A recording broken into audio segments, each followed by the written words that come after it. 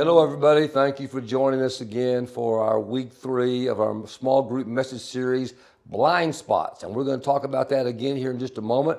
Kim Garrett has joined us for another week, and I appreciate you doing so again. Kim, sharing your information and your expertise. But first of all, I want to remind everybody this coming weekend, this next weekend, is Serve Together Weekend, March 26th and 27th. And I hope you and your group will take some time to discuss about what you're going to do individually, or maybe even as a group or as a family. But one thing to think about, hey, is there something we want to go do as a group? So I want to remind you what your options are, what your considerations are, and you can do some combination of those considerations also. But to kind of help you, I'm going to go to my church app, and if you have your app, I'll open yours as well. And when you open it, you go to your main dashboard there, and you'll scroll down to where it says Serve Together Weekend. And then it says register. So I'm going to hit register, and it's going to open up. It's going to kind of give me an open page description of what the weekend is about. I'm going to go on down. It says sign up. Boom. And when I go to sign up, it's going to have names. It's going to have my name and Dallas's. I click on my name. Then it says next. I'm going to hit next one more time. And there it has 8 opportunities for which I can register for that may happen anytime during the weekend. 8 different things. And so you can read those and find out. You can click the one you want to register for. That may happen on Saturday morning, maybe it's Saturday afternoon, maybe it's Saturday and Sunday. Each one is different. But there are 8 things that you can register for, projects that you can be a part of that will happen not on site, happen not on the campus. That's your first option. Option number 2, you can come to worship on the weekend at your regular time.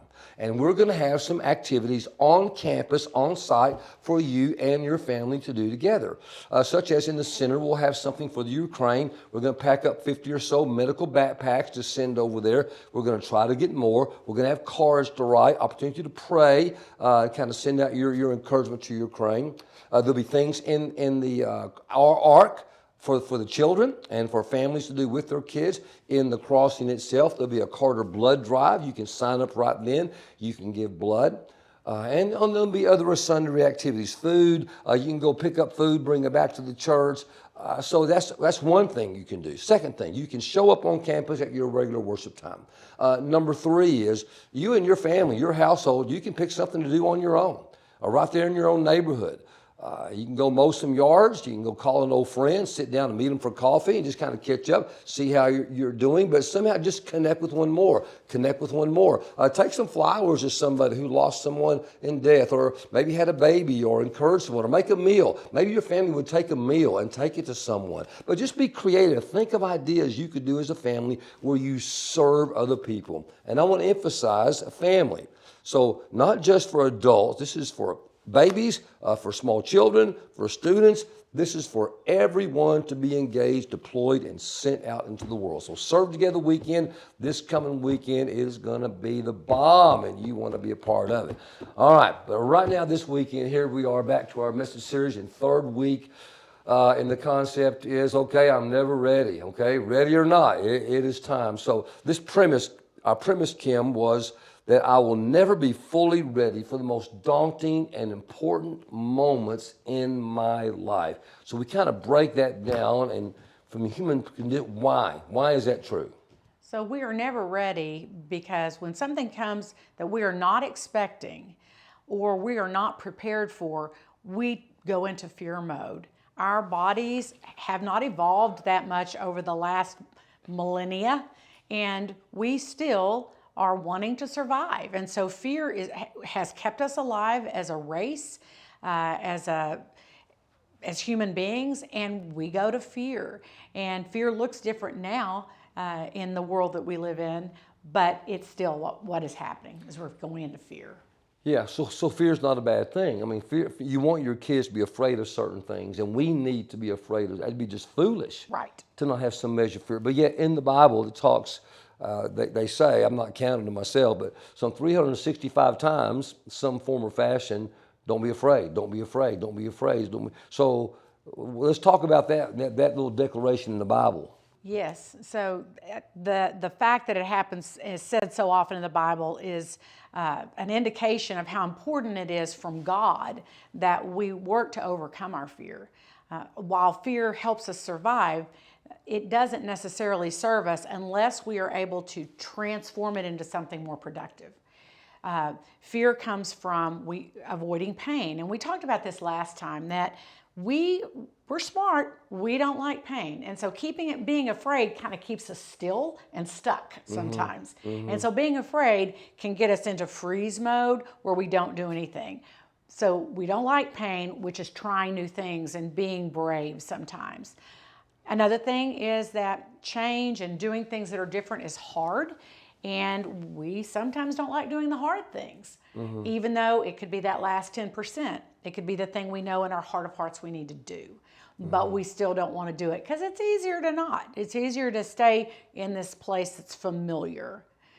Yeah, and interesting though that it's been proven scientifically, the body, it doesn't grow when we're comfortable and sedentary and sitting.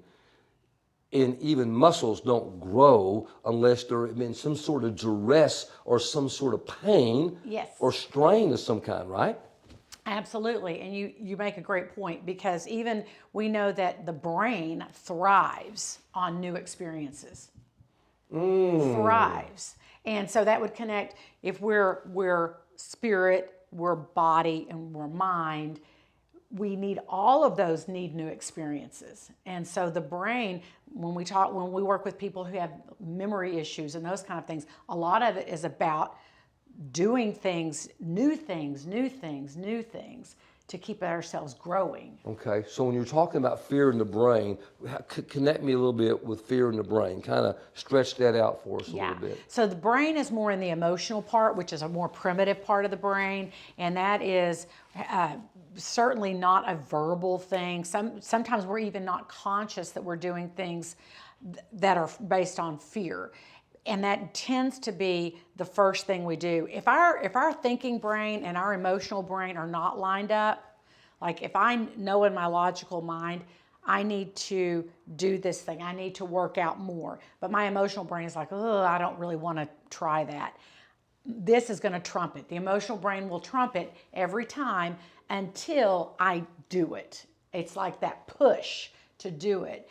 And we may or may not make that choice. But so many of us, we see something, we have an instant reaction to go to the emotional part. Yes. What's happening there when I see something, and I immediately go into, and Yes, so that fear it can go back to some childhood stuff that we've talked about before, where we were raised in a situation or an experience where we live with a lot of fear, and that can be stronger, and it can be a default. Fear, again, is not bad in and of itself, but we do need to challenge ourselves personally about why we're afraid, and really ask. So if you think about even an iceberg, and I say this to clients a lot, like, what sunk the Titanic was what was underneath the water, not what was on top. And so we can be afraid to do this, afraid to do that, but really what's going on? And this is the part that's challenging. And so I need to ask myself, what's holding me back from doing what I know I need to do? wow, and I think about the last 10%. Sometimes I don't know that. I need somebody else to tell me that, because they can see what I can't see. Yes. And that takes even courage to, that may be the most important moment in my life, is receiving that 10%. Absolutely. But I don't want to do it because it's painful. It is painful. Right. Around here occasionally we have said that we comfort the afflicted, inflict the comfortable. Yes. Because, once we get too comfortable, we just start settling in, and the brain gets too comfortable, and old emotional patterns get too comfortable. So do you see people able to break that pattern? Absolutely. One of the best ways that I have seen it happen is an example I could give about a kid I worked with years ago who really felt in his deepest soul that he needed to join the military. I mean, he just felt called. And his parents did not want that for him. They just had a family legacy of a university, and they just didn't want that for him. But he was very respectful toward his parents, but he felt strongly that this is what he should do. And so after some meetings and talking it through, they negotiated an agreement that he would get his degree eventually. But he enlisted in the military, and he has had a fantastic experience and a wonderful life. And it's that answer of God's call, and that deep knowing that he had, that we each have, about answering God's call. Yeah, yeah. My wife is so talented, and she probably even just cringed if she knew right now I'm bringing her up right here on camera in small groups, but and so not so smart. But she always had this fear of speaking to people. I mean, she would feel this nudge like she's supposed to. I nudge like I want to, or even teaching a class, or going to be on a board or something. And just something about that. I don't know why in her childhood, but she just felt that. And so then out of the blue, she gets invited to be a part of this CrossFit group. I know it's like a cult to some people, but for her it was a great thing. And she found herself being pushed and encouraged and challenged by somebody else, not me, to do stuff that she never thought she could do. And all of a sudden, physically, she started doing some things that almost like released her to say yes to some of these things she'd been saying no to all her life that God had been calling her to do. And it's totally changed her whole life. I mean, it's just, she's not even the same person. But she had been blocked by so many things from some internal fear. Something totally unrelated to this is what was the breakthrough to pushing through that. Again, this getting uncomfortable, And how God provides us with opportunities that come unexpectedly. Not fully ready. Not ready. So so in that example, Yeah. which is a great example of we could say no, or we can say yes. Yeah. So we hit that fork in That's the road. that free will. That's right. Yeah. That's right. Yeah. Not letting the pain or the emotion dictate that. Church, I just want to encourage you a little bit more here with Jesus himself, who was not fully ready. Believe it or not, he was not fully ready for the cross. He fully human, fully divine, but fully human. So in the Garden of Eden, Garden of Gethsemane, he is praying, and he says, God, if there's any way, let this cup pass from me. I'm not sure I'm ready for this. I mean, can you imagine Jesus himself not yet fully ready for the most important moment in the history of the world? And then even when he was on the cross, the most important moment in the history of the world, besides the empty tomb and the resurrection, he said, Father, why have you betrayed me? I feel like I'm all alone. I feel like I can't do this. And yet still he pushed through. And you can too. You may not be ready, ever be fully ready for the most daunting moments and most important moments in your life, that God is with you and he is calling you. Step out, step out, step out. Go do it.